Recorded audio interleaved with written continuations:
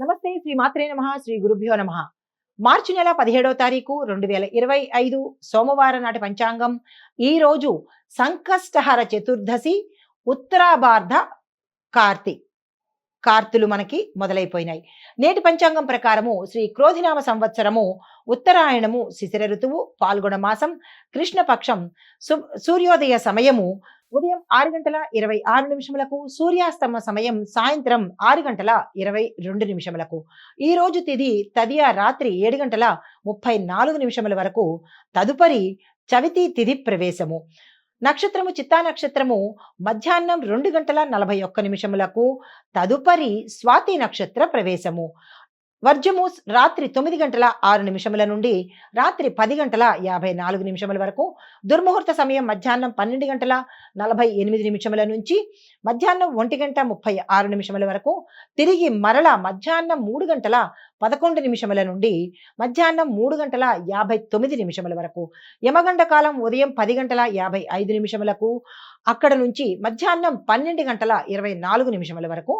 బ్రహ్మముహూర్త సమయం తెల్లవారుజామున 4 గంటల 50 నిమిషముల నుంచి తెల్లవారి 5 గంటల 38 నిమిషముల వరకు. అమృత ఘడియలు ఉదయం 7 గంటల 37 నిమిషముల నుంచి ఉదయం 9 గంటల 25 నిమిషముల వరకు.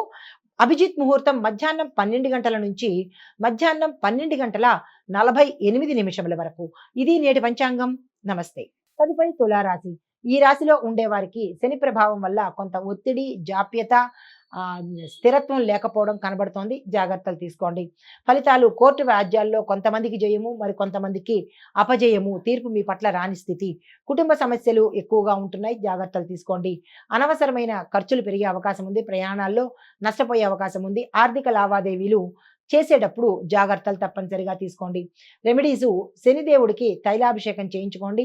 నవగ్రహ ఆలయంలో స్వామివారికి నల్ల నువ్వులు దానంగా ఇచ్చే ప్రయత్నం చేయండి. ఈరోజు నలుపు రంగు కానీ నీలం రంగు వస్త్రాన్ని తప్పనిసరిగా ధరించండి.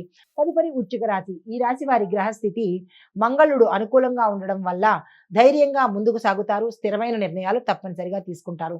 వ్యాపారంలో లాభాలు, అనవసరమైన ఖర్చులు పెరిగే అవకాశం ఉంది. అనుకోని ప్రయాణాల వల్ల అలసట, ధన వ్యయము. తరువాత కుటుంబంలో కలహాలు, కొంతమందికి భార్యాభర్తల మధ్య అన్యోన్య లోపించడము, పిల్లల వల్ల అశాంతి కనబడుతోంది. మీకు చెప్పదగిన పరిహారము నవగ్రహ ఆలయంలో నవగ్రహ పరిహారము తప్పనిసరిగా చేయించుకోండి. దీనితో పాటు ఎరుపు వస్త్రాన్ని ధరించే ప్రయత్నం చేసుకోండి. తరువాత ధనస్సు రాశి. ఈ రాశి వారికి గురుబలంతో ఏ ప్రయత్నం చేసినా సక్సెస్ అవుతుంది. పెట్టుబడులు పెట్టినా కానీ, ఉద్యోగంలో ప్రమోషన్స్, విద్యలో పురోగతి, దాంతోపాటు వ్యవసాయంలోను వాణిజ్యంలోనూ అనుకూలతలు కనపడుతున్నాయి. పెట్టుబడులకు విస్తరణకు ఇది సరైన సమయము. ఆరోగ్య సమస్యలు అస్సలు లేవు. ఆరోగ్యం పట్ల జాగ్రత్తలు తీసుకోండి. కుటుంబంలో శుభవార్తలు వింటారు, శుభకార్యాలు చేస్తారు. ఆకస్మిక ధన ప్రాప్తి కలిగే అవకాశం కనబడుతోంది.